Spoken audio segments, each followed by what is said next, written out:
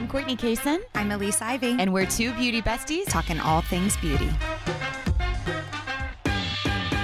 So Courtney, one of the things that you and I talk about all the time is how we are constantly changing our hair. I know you were changing your hair. You actually just put some purple in your hair the other day. So fun, so cute, by the way. I went dramatically lighter than I've ever been in my entire life. And it's been interesting because I've been following, of course, all of our beauties on Facebook and Instagram, and it seems like everyone's in this major hair transformation phase right now. One that was really standing out to me from our friend Penny. Hey, Penny. Hello. Cutest name ever, by the way. She actually says that she has well water, which is turning her natural blonde hair orange. And she's wondering if we have suggestions for that not to happen. I'm going to take it a step further and say, let's answer this question for anybody that's either a natural blonde or someone like myself who's putting in a lot of blonde in my naturally brown hair right now. And how do I keep it from getting brassy? Yes. What do you think? So I actually grew up with well water. And for the longest time, I mean, you have to realize that was like, I'm 33, like mid-80s, obviously early 90s.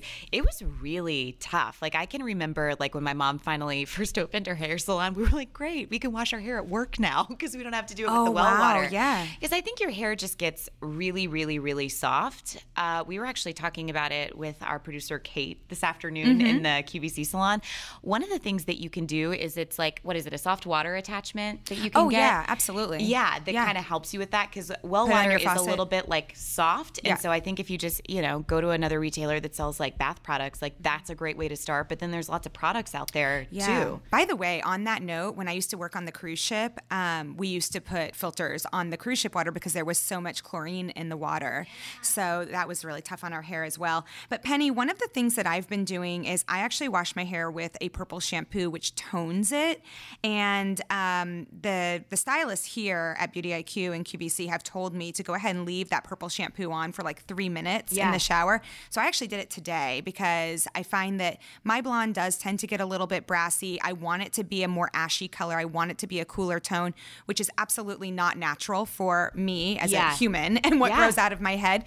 But you are able to achieve that. So I use a purple shampoo, once a week, maybe 2 times a week. I also have a purple conditioner as well.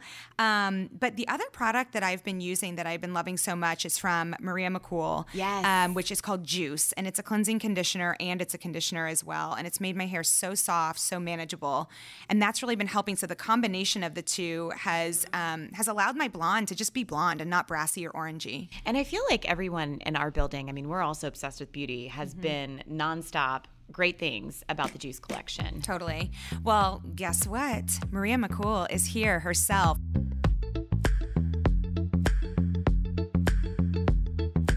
Hey there, beauties. Elise here, and I'm super excited about our guest, McCool, who's here. She has over 3 decades in the hair care industry.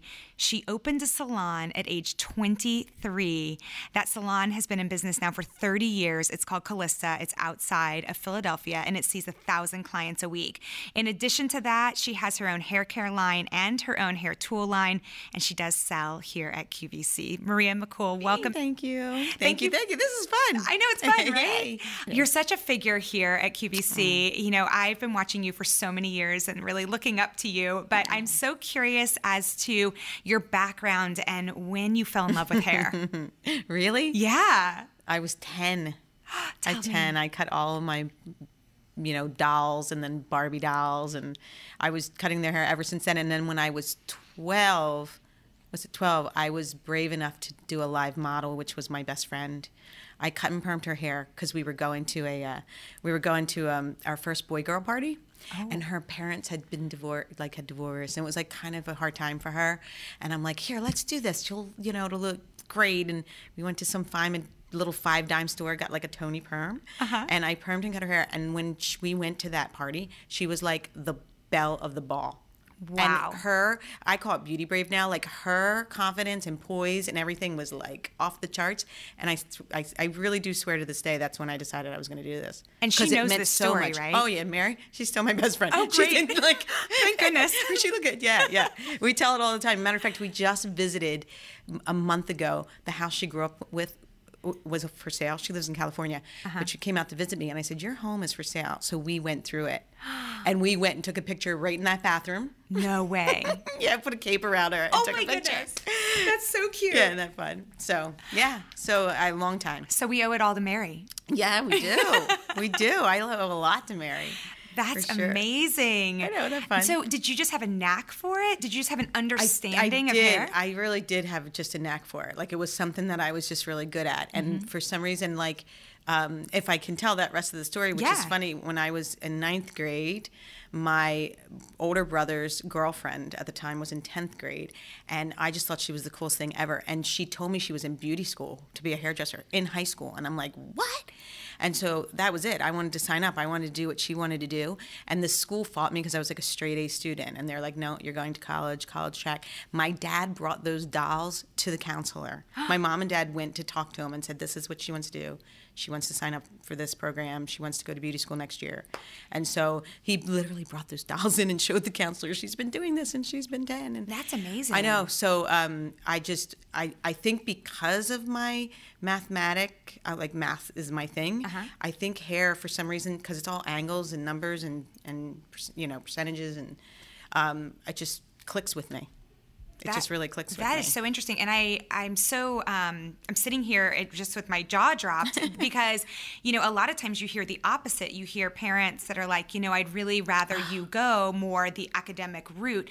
But how wonderful that your parents saw this artistic ability in you and nurtured that. Now, when you went to beauty school, was that specifically for hair? Yes. Or did you also, did you I learn went to about high school makeup only for half the day. Okay. Oh, yeah. So I have my cosmetology license. So you do makeup, nails, skin, and hair when you have that. So, yes. And so then from there, you basically branched off and said, I'm focusing on hair. Well, believe it or not, no, I did a lot of makeup. I did nails. Like, I did do it all. I love the industry. As you know, I'm a certified image consultant as well. Like, I love everything about image. Yeah. So it's just that, then I own the business. You kind of start, my love definitely is hair. Okay. Like, I love doing makeup, but like, I don't know if I could ever stop doing hair. Yeah. So I was a stylist in my senior year. Wow. I know, isn't that weird? That's incredible. Now, did you have to study under somebody for a little while? Yeah, so, I was competing at that time, and I traveled the world studying under a lot of people. But no, I went on the floor because my training was not just at that school, and so I was able to do hair right away because I had taken so many years in school to learn it. Okay. And then I trained all over the place. So my background was I was a competitor stylist, believe it or not. Like, I went to the What U.S. does that mean? Skill Olympics. There's this whole competitions that go on in our world. Is it like who can do the most precise cut, or is it? It could be cuts. I've done them all. Speed or Yep, speed as well. Like, and when I was, one of my big things was styling. So cutting was also, but like styling was a lot of the competitive stuff. And like, you would do the hair, and you'd have like 12 minutes to comb it. Like, you would come in set, and you have 12 minutes to comb it into this beautiful, gorgeous day style, whatever it was going to get judged, and then you'd have 7 minutes to turn it into something else. So it was a very timed thing. It was a cool world. I mean, it was fun. I loved competing. That's my nature. Yeah. And then what happens is that brands start to pick you up. Like, they might see you at a competition, you start getting notoriety, and then you'll be an educator for a brand. And so that's where my background is as far as developing these products, because I worked for a couple brands. Veda was one of them, like, where I worked with them developing products. And so I had that background, even though I had my salon. As a stylist, I did this. I never did just one thing. Mm-hmm. Like, so you started learning about product development then from these companies? Yeah, so I was working, especially when I was working in Veda, I had my salon. So not only was I going around and educating, but I was the test salon. So products would come to my salon in cases, and I would test these products as they were being developed for the company, and which really taught me about how to do this, even though I had no intention of doing it myself. But what happened when I stopped working for the brand, I was just running the salon, sometimes the products that I had at the salon were not what I really needed. So I would concoct my own version of it to use it for whatever reason it would be. Like, maybe I had a bride and I knew I needed something a little stronger to get her through the day, and I might concoct something from the education that I knew. And so what was kind of cool about that is just that one of the products I was using it on Jill Bauer, actually, years ago. One of our hosts here at QVC. Yeah, right? Yeah. And she was just like, why don't you just bottle this stuff and bring it? Like, I want this stuff. I love Jill. Like, she would say that. She Right? has light bulb moments that are so brilliant. Right, exactly. And so I actually, I remember I keep saying, really? So, but as I was making that particular product, which is Embellish. That was Embellish? Yes, I was sending it to her like, so here, test this one. And Jill then she was your like, guinea pig? Yeah. That's amazing. That's how your product line got so started. I got that one right. We packaged it, we bottled it, and I came in and pitched it, which was really cool because. So you were selling at the salon, and then you came. No, I wasn't even selling something. Oh, you I weren't just selling. would make this stuff to use it because I needed it. Oh, okay. I wasn't selling so it. So you were making it out of the goodness of your heart. Because basically. I needed it. You needed because okay. I didn't. Whatever I had wasn't what I needed. It was really Jill that said, you should package this. You could come to QVC. Now, I had so much experience with QVC. Doug Briggs, who, was the president for so many years that, he was my client. Okay. I had watched QVC grow up in my backyard, right? So I was doing host hair for so long because we actually were the salon that they were using because of our status of the salon. A lot of the hosts were coming, and I don't know. It just was one of those things where when she was just like, you should package and do it. I had enough experience selling to salons that I never had a desire to do that. Like I wasn't interested in creating a line for stylists. I didn't really think like that. But creating a line for my end user, the customer, that did light me up. And you know what? That kind of goes back to your story with your friend, Exactly. Mary, right? Where now you know what this product is making your customer feel like, and it's making her feel so beautiful and feel so confident. And now she's the belle of the ball. It goes back to when you were 12. Right. It just makes perfect sense. Stylists are gifted. So you can put a lot of different products in their hands, and it's going to be magical. Because they already have magic in their hands. But creating a product for really the end user, who's the person at their home with their blow dryer, whatever, is completely different. Designing products for that is completely different. Well, you had mentioned trends. I'd love to get on the topic of hair trends. When I think back over the years, I think of kind of some of those haircuts and styles that were so popular. For example, like the Rachel, from Friends.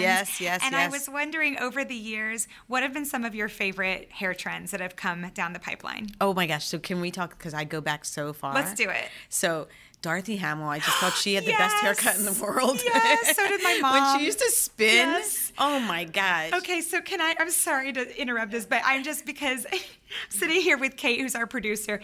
I know that you and your twin sister both had the Dorothy Hamill haircut. You both had it. And I also had the Dorothy Hamill haircut, and one of these days, it's probably because all of our moms are the same age. Yeah. One of these days, we're going to have to all bring in our pictures and share them on the podcast. Oh my gosh. Did you have the haircut too, Maria? The sad thing was that, we were, we were probably a middle class family, but there were so many of us that we just I never went to the salon. My grandfather, who was not anything, he was an amazing man, but he wasn't like a cosmetologist or a barber or anything, cut all our hairs. That's awesome. And we were all lined up. So it was the 5 boys. Well, my sister was older, so she kind of, I don't know, she didn't have to do it. The 5 boys and then me, and I got the same haircut. Yeah, so after Dorothy Hamill, Captain Tennille, right? Didn't she? Captain, is that Tony Tennille, right? And then 80s. Okay, 80s. Wow. Okay, I feel like we need an hour for 80s. So what happened? What happened to us all in the 80s? Wow. And it's happening right now. I know, Maria. I'm so It's worried. happening right now. I tend to wonder, I can't wait to 20 years from now when half of my staff who have multicolor rainbowed hair, blue, teal, green, and throwing all in a crimp here and there. Yeah, I'm just wondering. I do think they look beautiful, but I just am dying to see if their kids say, "Why was your hair blue, Mom?" What was how they say now, why does your hair look that big in that why picture? Were your bangs why so were your puffy? bangs exactly? So I'm just wondering if they're gonna ask, "Why did you have blue hair?" Or will the trend stay? I don't know.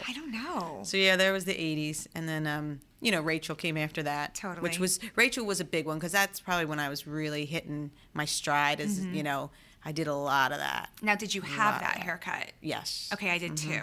So what do you think is the next big thing in haircuts and color? Where are we moving? What's going to be the hottest trend? Where we're definitely moving. I mean, I'm saying current versus and next year versus 5 years from now or whatever. But is style again, right? So it's just like you cut your hair off, like this ambivalent, like long hair that's just, there's no like sharp, chic style to it. Do we need to follow the trends and go into the darker colors as we move into fall, like get into those auburns and those fall colors and that, or is it okay to make a rogue decision like I'm going lighter as I'm going into the darker months? So okay to go lighter. The thing that changes, and the reason why sometimes you see those changes, is that because of the clothing colors changes. So sometimes some of the blondes that you might be in the summer with that clothing color that you're wearing doesn't always go. And on top of it, like, because I'm, I go light as well. Sometimes in the dead of the winter, since I'm so olive complected, the light needs something else to keep my skin looking rich. Yes. Because then my hair and my skin kind of looks the same. So you could keep going lighter, lighter, lighter. You just have to make sure the tones are right.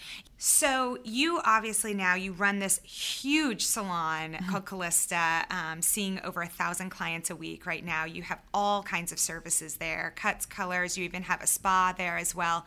It's such a beautiful salon, I have to tell you. I've had the chance to go there a couple of times, and besides the fact that everybody's so lovely there and professional, it's just a really nice place energy-wise as well. Thank you. It feels amazing.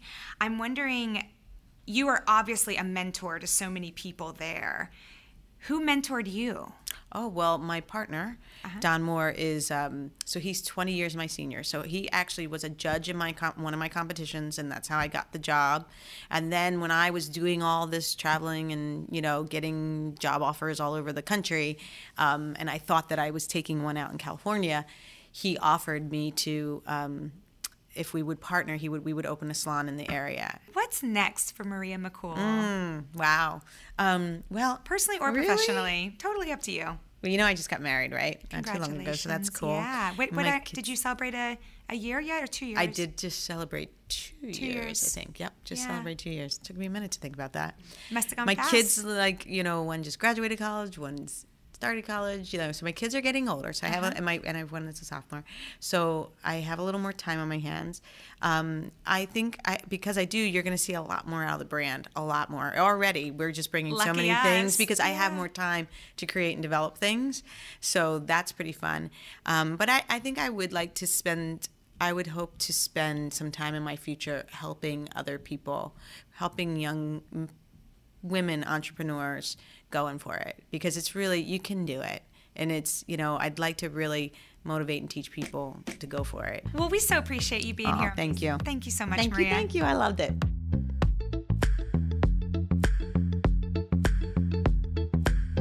Well, now it's time for one of our all-time favorite segments.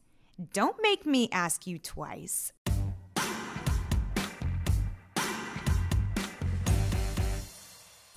All right, beauties. So we solicit beauty questions on our Facebook and Instagram pages, and we had a couple come in today that I thought were fantastic, and so I wanted to get to these. All right, so I have one question here that I just think is such an important question from our friend Susan. She says, what is the best way to give the illusion of having more eyelashes without wearing false ones? Can I tell you my creepy Southern way of getting more lashes? It could be alarming to some people. So I have a lash curler, and the biggest thing I'll tell you with lash curlers, do not use them if you have mascara on your lashes already. It has to be a bare lash situation. I will take my hair dryer, which happens to be Buttercup from Dry Bar. I will put it on the low setting and gently heat up that lash curler for about 10 seconds. Then I will take that and then curl it for 5 seconds per eye. And so that immediately lifts my lashes so that even if I have sparse lashes, which I do, I feel like what lashes I have are standing like straight up in a natural curl that's going to stay because I heated the lash and then let it cool, so that whatever mascara I use, it gives the appearance that I have more lashes than I do. I totally agree with that. I also curl my lashes. I know a lot of mascaras say, okay, we do the curling for you, and I appreciate that because I want my curl to stay all day long, but I definitely curl my lashes. To have about the idea of creating this illusion that you have more lashes is taking a waterproof gel eyeliner like the one from Julep or an Incredible from Laura Geller, and taking that on the upper waterline and a darker color like a brown or a black, and that will give the illusion of more fullness at the root of your lash.